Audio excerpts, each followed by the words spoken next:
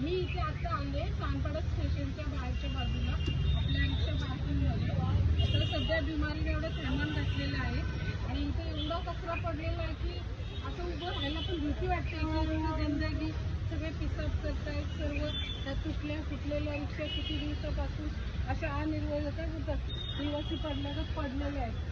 तर याची पुढे देखील दिसतात पुढे इथे बाजूला सगळे खाऊचे पदार्थ चालतात आणि या गाडीमध्ये एवढं लोकांचं जीवन किती म्हणजे ह्याच्यावर आहे ते निदर्शनास येते. पण इथं कोणीच लक्ष द्यायला तयार नाही. सगळे येत आहेत, जात आहेत, बघतायत आणि जात आहेत. कचरा किती पडलेला आहे आणि बोलतात मग बर्ड फ्लू होतो, मग मलेरिया होतो, डेंग्यू होतो, काय काय होतं. तर हे पहिलं साफ करणं गरजेचं आहे. सिडको प्रशासन आणि महानगरपालिका आणि सांडपाडा पोलीस स्टेशन या तिन्ही लोकांनी ह्या गोष्टीवर लक्ष दिलं पाहिजे. आता लवकरच मी ह्याचा अर्ज तयार करून तिन्ही लोकांना हा अर्ज देणार आहे आणि 8 दिवसात हे सगळं साफसफाई व्हायला हवी.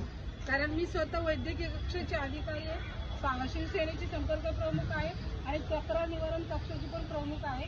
तर ह्या अशा गोष्टी सांडपाड्यात झाल्या नाही पाहिजे. कारण लोकांना इथून वावरायला एकदम सोपं जाईल पण हे स्वच्छ केलं तर.